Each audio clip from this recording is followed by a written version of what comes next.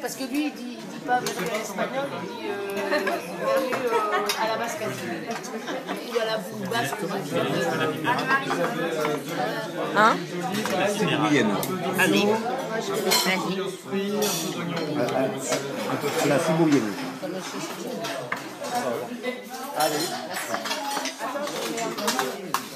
Bon appétit! Oui, Ouais, si jamais quelqu'un venait à pas se sentir bien, n'attendez pas d'être mal pour le dire, dites-le tout de suite. Sur le bateau surtout sur le Zodiac, le plus simple c'est de se tenir. Il y a un dicton qui dit une main pour soi, une main pour le bateau. Joli dicton. Ça, là.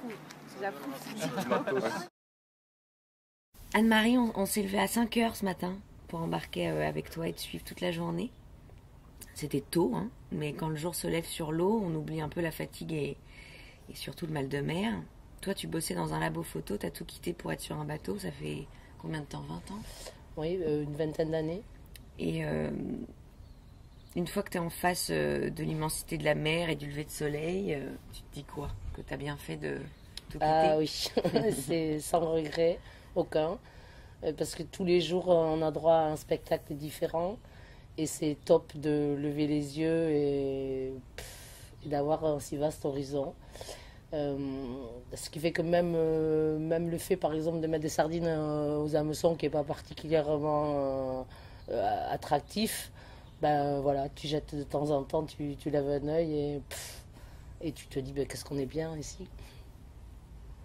Aujourd'hui, on s'est rencontrés parce qu'il y a un problème autour de la surpêche. Toi, quand tu as commencé ce métier, tu étais au courant? Tu le savais déjà? On en parlait? Ben, c'est-à-dire qu'on imaginait qu'on en arriverait là, parce que quand j'ai démarré, donc il y a une vingtaine d'années, déjà on voyait des pêches excessives pratiquées par les pélagiques, et à tel point que le port d'Andaille à l'époque s'était créé pour accueillir ces pélagiques, parce que Saint-Jean-de-Luz n'en voulait pas. Sachant très bien, les pêcheurs sachant que c'était qu'on courait à notre propre perte, parce que c'était des systèmes de pêche beaucoup trop performants. Donc le port d'Andaille s'est créé à ce moment-là pour accueillir les pélagiques, et aujourd'hui le port d'Andaille est fermé, n'existe plus, n'a plus un bateau. Et à l'époque, on nous disait l'avenir c'est les pélagiques. Regardez, il faut évoluer. On te demandait toi de bosser pour les pélagiques? Pas spécialement moi, mais si tu veux, le message alors qui circulait, c'était il faut évoluer, il faut vivre avec son temps. Technologiquement parlant. Et voilà, il faut suivre le progrès, et l'avenir c'est les pélagiques. Aujourd'hui, des pélagiques donc en Daille n'existent plus. En Saint-Jean, il en reste une paire. Et ils sont partis de leur propre mort, en partie à cause de l'augmentation du gasoil, parce que sachant ce que consomme un chalutier dans une marée, nous on le consomme dans l'année. Donc rien que pour financer le gasoil, la quantité de poissons qu'il fallait pêcher, et puis avec la raréfaction du poisson. Donc ils ont été ou ailleurs commettre leurs méfaits, ou alors ils ont carrément abandonné. Donc là, on était vraiment conscient que cette pêche était outrancière. Et quand on le criait, on était une poignée de ligneurs à le crier. Et on avait sur nous une attitude un peu méprisante. C'était évoluer, vivez avec votre temps, accepter le progrès. Et toi, t'es né ici, à Cibourg, c'est ça? Ouais, à Saint-Jean. À Saint-Jean. Et à Saint-Jean, t'as l'impression que les gens, aujourd'hui, si on parle du problème d'aujourd'hui, t'as l'impression qu'ils sont au courant? Les consommateurs, parce qu'ils ont de la chance d'être près du littoral, ils pourraient acheter du bon poisson, pêcher bien, durable et tout ça. T'as l'impression qu'ils sont au courant, les gens, du problème? Je suis pas très sûre que... Oui, j'imagine que quand même une bonne partie de la population quand même doit s'être rendu compte. Du moins déjà, la population, ce qu'elle a vu, c'est le nombre de bateaux diminuer. Quand moi je suis arrivée il y a une vingtaine d'années, il y avait à peu près une centaine de bateaux de pêche à Saint-Jean. Aujourd'hui, il en reste 30. Donc ça, au moins, les gens, ils peuvent pas ne pas le voir. Et après, oui, pas mal, je pense, sont sensibles au fait de la surpêche, et de voir leur port, justement, partout. De toute façon, il y a eu des pélagiques, apparemment, les ports sont en perte de vitesse. Je t'ai observé toute la journée avec Michel, qui était sur ton bateau. Après, on est arrivé, on a déposé le poisson. Il y avait un homme qui était là, puis un autre homme qui était là. Ça fait quoi d'être une femme au milieu de tous ces hommes? Franchement, pas grand-chose. Enfin, déjà toute petite, je suis née dans une famille, je suis la dernière, j'ai 3 frères. Donc j'ai baigné dedans avec les garçons depuis tout le temps. Et donc, ben non, enfin, tu vois, si tu me le fais remarquer. Voilà. Donc toi, tu pêches durable, tu respectes la reproduction des poissons, tu es indépendante, tu fais vivre une équipe, tu es militante, tu fais pas partie d'une asso, tu te bats toute seule. Les pêcheurs artisans, ils ne sont pas représentés, il n'y a que les pêcheurs industriels qui parlent pour vous. Comment on reste motivé et comment on fait pour pas avoir trop les boules quand tu sais qu'il y a des gros bateaux qui pêchent mal, qui sont juste à quelques kilomètres de toi? Eh motivé, enfin, moi je suis obligée de l'être parce que c'est plus fort que moi. C'est-à-dire que ce que je supporte pas, c'est qu'il se passe des aberrations. Et il se passe des aberrations, d'accord, mais ne pas le dire, ne pas le dénoncer. Alors ça, c'est quelque chose qui est au-delà de moi. Au moins dire non, au moins dire il y a moyen de faire autrement, même si je sais qu'on n'est pas entendu, même si je sais qu'on se cogne toujours la tête dans un mur, mais il y a des moments comme ça où tu réussis quand même à fédérer les gens autour d'une idée. Et ces moments-là sont toujours un peu magiques, même si après forcément ça s'étiole parce que personne n'a la patience dans le temps de poursuivre un combat perdu en quelque sorte, dans la mesure où... Mais bon, c'est un peu dans... C'est plus fort que moi, c'est malgré moi. Et après, oui, évidemment qu'on a toujours les boules quand on voit des gros bateaux pêcher aux abords de là où on pêche. Forcément, ça nous est même arrivé de mener une action. Parce que le cantonnement où on pêche, le merlu à la ligne, c'est réservé au métier de la ligne. Donc les pélagiques, les chalutiers, les fileyeurs, ils sont interdits. Et ça nous est arrivé un jour de trouver un fileyeur en pleine action de pêche. C'est un collègue qui l'a trouvé dans sa zone.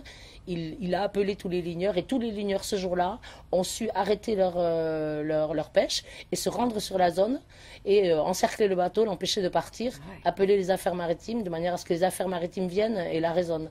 Et on a quand même tenu 5 heures parce que les affaires maritimes ont mis vraiment un peu de temps à venir.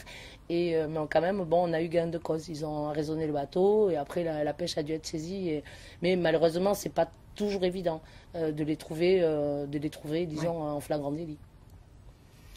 Ça veut pas dire grand-chose être heureux, mais ton métier, même après toutes ces années, avec toutes ces injustices, les combats, les retours de mer avec peu de poissons, il te rend heureuse toujours ce métier? Oui, comme tu dis, être heureux, on sait très bien que le bonheur, c'est pas un état linéaire. Mais oui, mon métier me rend toujours aussi heureuse, me comble toujours autant.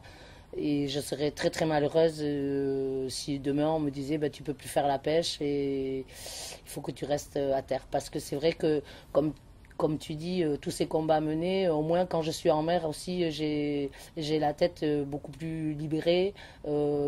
C'est un peu comme si on allait dans un autre monde et qu'on laisse la terre et les terriens et on oublie un peu justement toutes ces mesquineries, toutes ces parce que là tu es confronté uniquement, tu n'es plus confronté à l'humain et à son mal-être et à sa sociabilisation et à son vernis social et tu es juste confronté à Madame la Mère et à Monsieur les Poissons.